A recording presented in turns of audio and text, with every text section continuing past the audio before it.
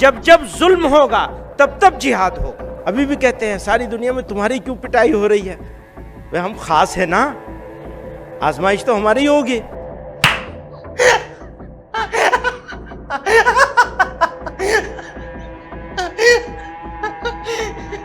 That was really so cute. वो SIR भी चलाया हुआ है। इनकी बस्ती में इनसे पूछा जा रहा है कि कौन हो तुम? अरे यार तुम अपने आधार सब फाड़ के फेंक दो ना। आधार, पैन कार्ड।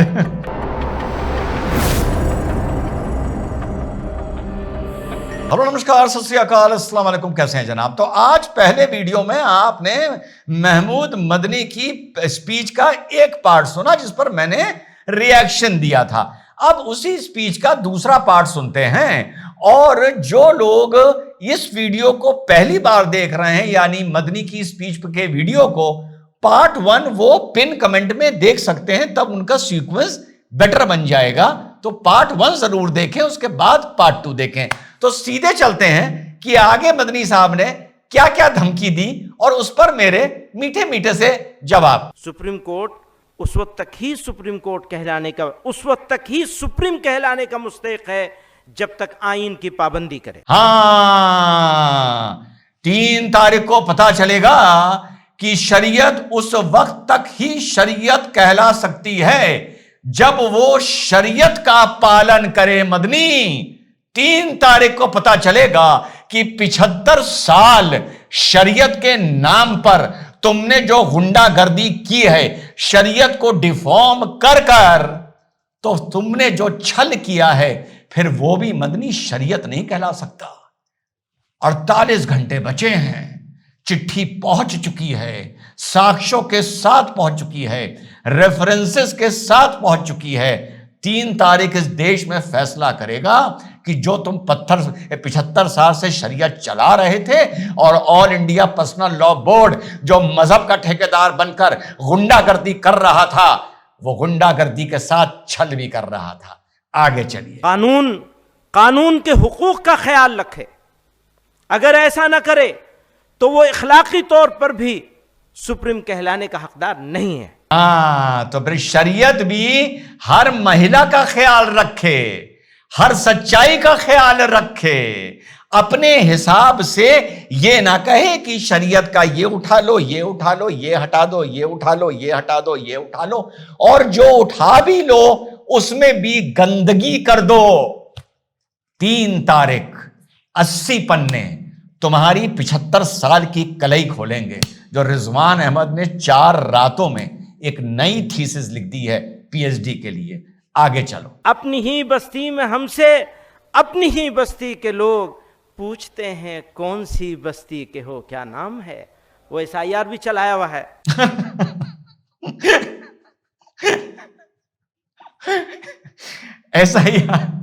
वो SIR भी चलाया हुआ है ना। इनकी बस्ती में इनसे पूछा जा रहा है कि कौन हो तुम? अरे यार तुम अपने आधार सब फाड़ के फेंक दो ना।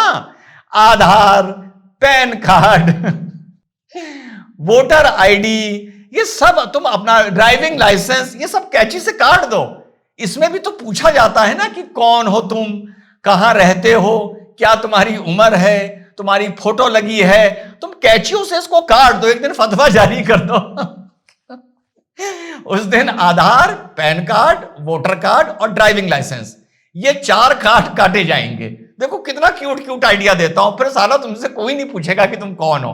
ठीक है, आगे चलो। क्योंकि मायूसी कौम के लिए जहर है, किसी भी कौम के लिए, और जिंदा कौम हो तो फिर कहना ही क्या भैया। मायूसी तो कौम के लिए जहर है, लेकिन उत्तेजना की बीमारी होनी भी उससे बड़ा जहर, उससे बड़ा जहर है।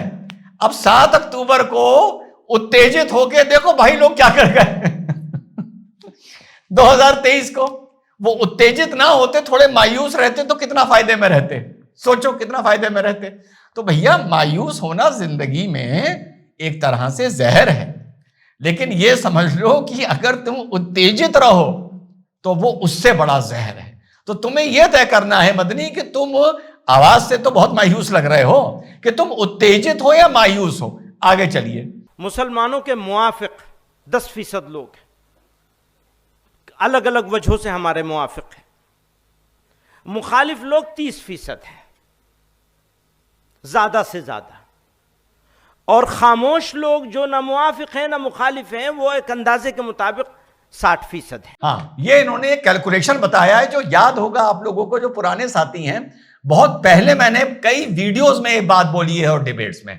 यहां पर मदनी ये कह रहे हैं कि मुसलमानों के फेवर में 10% लोग हैं। यहां पर बात कर रहे हैं वो अकरियत की, यानी हिंदुओं की 10% लोग हैं, और साथ में ये भी कह रहे हैं वो अपनी अपनी वजह से हैं। ठीक, फिर ये कह रहे हैं कि 30% लोग हमारे खिलाफ हैं, यानी हिंदू हमारे खिलाफ हैं, और जो बाकी 60% हैं वो इस टाइम न्यूट्रल हैं, चुप हैं।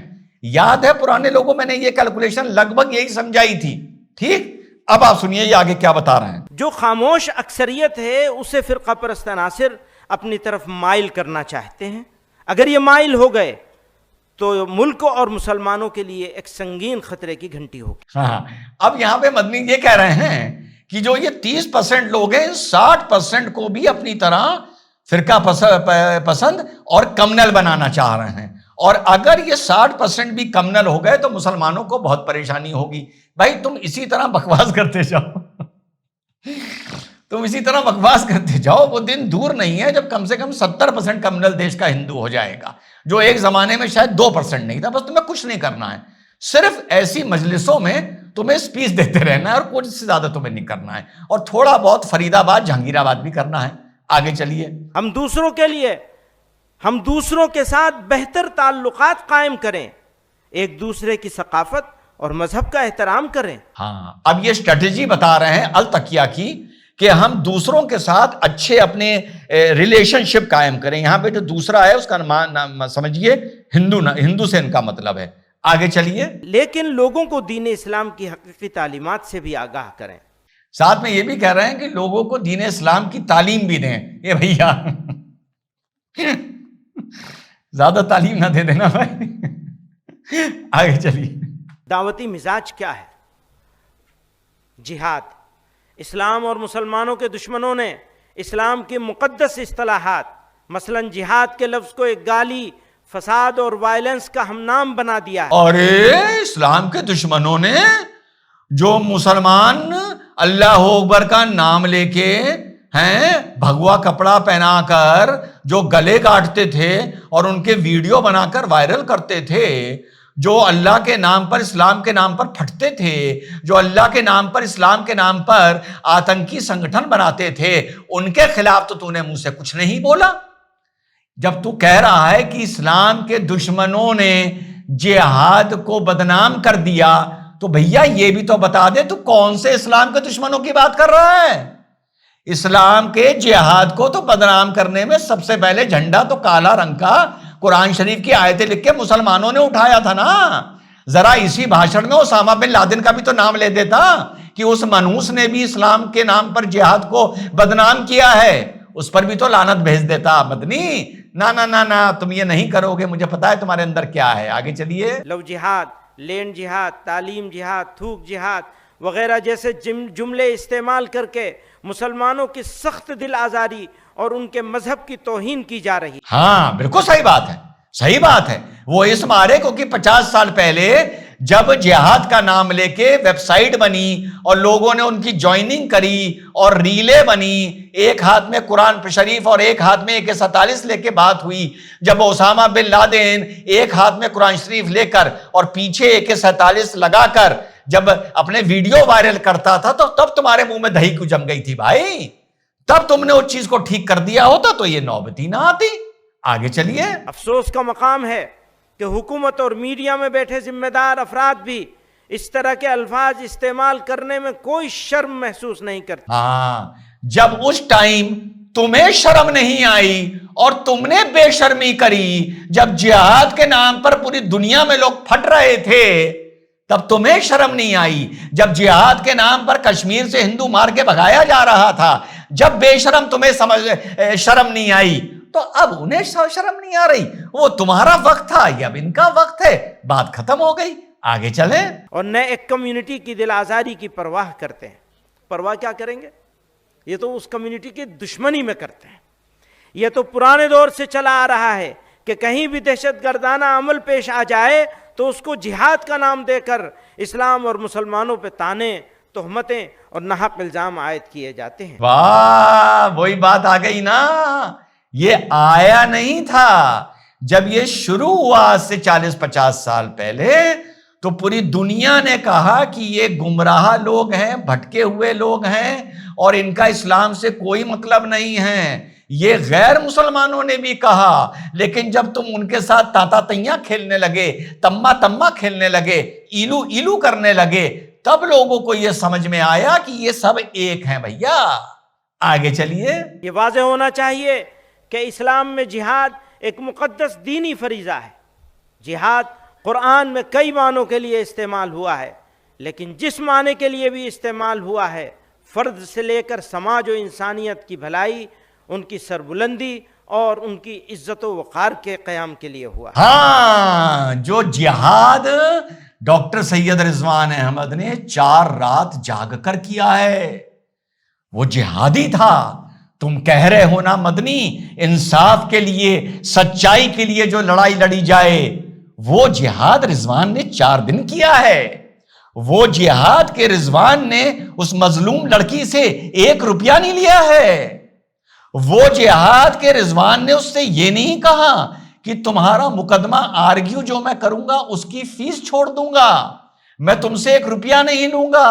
पर रिजवान ने कहा जो मैं दिल्ली भी आऊंगा उसका भी पैसा नहीं लूंगा, जो मैं होटल में रुकूंगा उसका भी नहीं लूंगा, जो खाऊंगा, जो टैक्सी करूंगा, जो चाय पीऊंगा उसका भी नहीं लूंगा। ये जिहादी था मदनी, जो 3 दिसंबर को निकलेगा। अगर ऊपर वाले ने मुझे मौका दे दिया और देश को पता चलेगा कि तुमने 75 साल और all India personal law board ने क्या छल किया है, डंके की चोट पे अब इस मारे बोल रहा हूं कि जो लिख दिया वो चला गया, और जो चला गया वो इतिहास बनेगा। देखे जाओ, मैं रहूं ना रहूं, वो बुकलेट बनकर कोर्टों में घूमेगा, कोर्ट्स को शरीयत समझाने के लिए कि शरीयत थी क्या। शायद वो आगे जाकर मेरी एक दूसरी पीएचडी का रूप ले ले। वो जिहादी था मदनी, और क्या था। तू क्या समझ रहा है मैं 5 दिन से क्या कर रहा था फ्री में, हैं? आगे चल। जहां जंग व क़िताल के माने में इस्तेमाल हुआ है, वो भी जुल्म फसाद के खात्मे और इंसानियत की बका के लिए है। इसलिए जब जब जुल्म होगा तब तब जिहाद होगा। मैं इसको दोबारा कहता हूं, जब जब जुल्म होगा तब तब जिहाद होगा। तो मदनी भैया ये भी बता दे कि खैबर पख्तूनख्वा में कौन जुल्म कर रहा है, ये समझ में नहीं आ रहा। वहां जिहाद कौन कर रहा है, समझ में नहीं आ रहा। वहां तो माशाअल्लाह वर्सेस माशाअल्लाह हो रहा है ना। तो चल तू भैया इतना ही बता दे कि खैबर पख्तूनख्वा में कौन जुल्म कर रहा है और उस जुल्म के खिलाफ कौन जिहाद कर रहा है। यह भी बता दे कि बलूचिस्तान में जो एक दूसरे को काटे पड़े हैं, वहां पर जुल्म कौन कर रहा है और जिहाद कौन कर रहा है। क्योंकि पाकिस्तान की फौज कह रही है हम जिहाद कर रहे हैं, बलूच और खैबर के पश्तून कह रहे हैं वो जिहाद कर रहे हैं। तो ये भी तो समझा दे कि जिहाद कर कौन रहा है। और अगर तेरी बात सही है तो तेरे हिसाब से तो कश्मीर में कश्मीरी हिंदुओं को हथियार उठा लेने चाहिए थे, क्योंकि उनके साथ ऐसा जुल्म हुआ। वहां उसको भी तो जिहाद का नाम दे दिया गया था ना। निजाम मुस्तफा आएगा तो उसके खिलाफ तू बोला, जो निजाम मुस्तफा के नाम पर वहां के हिंदुओं के साथ जुल्म हुए थे आज से 25-30 साल पहले। तू नहीं बोला मदनी। बस यही समस्या है कि अगर जुल्म होगा और जुल्म का बदला जिहाद से होगा, तो मतलब तुम तो बेटा बस यही निकालते हो कि जब मुसलमान पर जुल्म होगा और गैर मुसलमान करेगा तभी जिहाद होगा, वरना कोई जिहाद नहीं होगा। और मदनी चलते चलते ये भी बता दे कि शांति थी, सब चीज ठीक थी। ये 2023 7 अक्टूबर को ये जिहाद हुआ था क्या?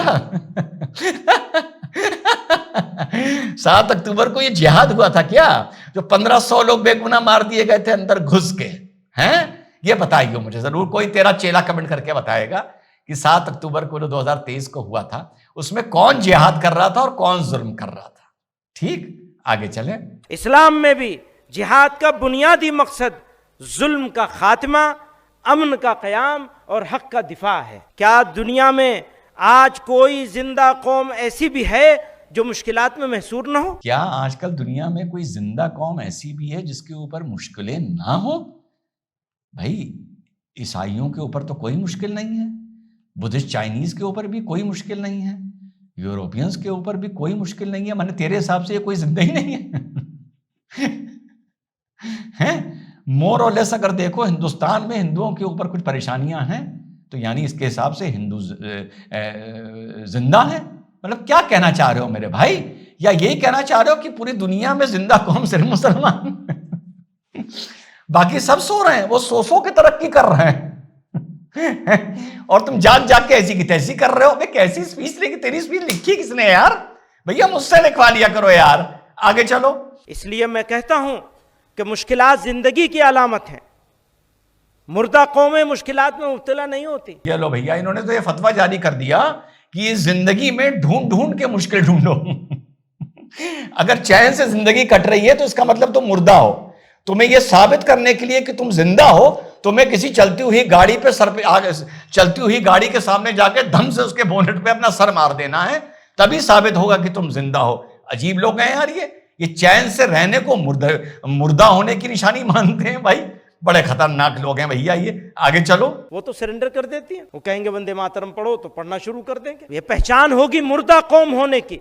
और अगर जिंदा कौम है तो फिर हौसला बुलंद करना पड़ेगा, हालात का मुकाबला करना पड़ेगा। नहीं, चैन से ना जियो, जबरदस्ती ऐसे हालात पैदा करो और फिर कहो हम इनका हालात का मुकाबला करने जा रहे हैं। वही वाली बात, घर में सो रहे हो, चैन नहीं है, जाके सड़क पर सामने से जो गाड़ी आ रही है धुई देनी है उसके सर मार और उससे मुकाबला करो। आगे चलिए। मुर्दा कौमें मुश्किलात में मुब्तला नहीं होती, लेकिन याद रखिए जिंदा कौमें ही आजमाई जाती हैं।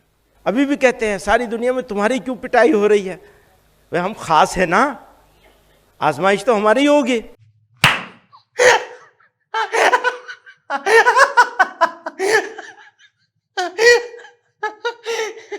That was really so cute. कि अभी भी तो लोग कहते हैं ना कि हमारी सबसे ज्यादा पिटाई क्यों हो रही है? अरे भाई हम खास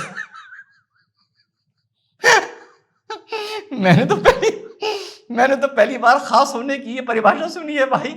मैं तो सुनता था भाई हम खास हैं इस मारे हमारी इज्जत हो रही है, हम खास हैं इस मारे लोगों को हमारी जरूरत है, हम खास हैं इस मारे लोग हमसे प्यार करते हैं, हम खास हैं इस मारे हम लोगों के काम आ रहे हैं, हम खास हैं इस मारे हम तरक्की कर रहे हैं। मैंने ये जीवन में पहली बार सुना भैया कि हम खास हैं इस मारे हमारी कुटाई हो रही। भैया मदनी भैया, मुझे खास नहीं बनना, मैं बेकारी ठीक हूं, खास बन के पिछवाड़ा तुड़वाने से कोई फायदा नहीं। क्या क्या डेफिनेशन है भाइयों की यार, या अल्लाह क्या कमेटी की दुकान है भैया। आगे चलो भैया, हम तो जमीयत उलमा में इसलिए नहीं आए हैं कि छोड़ के भाग जाएंगे। पीठ पे गोली नहीं खाएंगे, गोली सीने पे खाएंगे, याद रखना। नारे तकबीर। इंशाअल्लाह अपनी सारी कमजोरियों खराबियों का इकरार करते हुए ये कहना चाहते हैं, आप लोगों से ये सीखा है कि गोली खाएंगे तो सीने पे खाएंगे, पीठ पे नहीं खाएंगे इंशाअल्लाह। और हमारा जनाजा निकलेगा तो जमीयत उलमा का झंडा होगा उस पे इंशाअल्लाह। भैया हमें गोली नहीं खानी, हमें बड़ा डर लगता है मेरे भाई। हम सीने पे गोली नहीं खाएंगे और हमें खास भी नहीं बनना, क्योंकि आज जिंदगी में पहली बार पता चल रहा है कि खास बनने का मतलब है अपना पिछवाड़ा तोड़वाओ। तो भैया हमें नहीं तोड़वाना, हम जैसे हैं वैसे अच्छे हैं। मदनी साहब आपको मुबारक हो, आपके चेले, हम ऐसे मुनाफिकी ठीक हैं। जय हिंद, वंदे मातरम, खुदा हाफिज।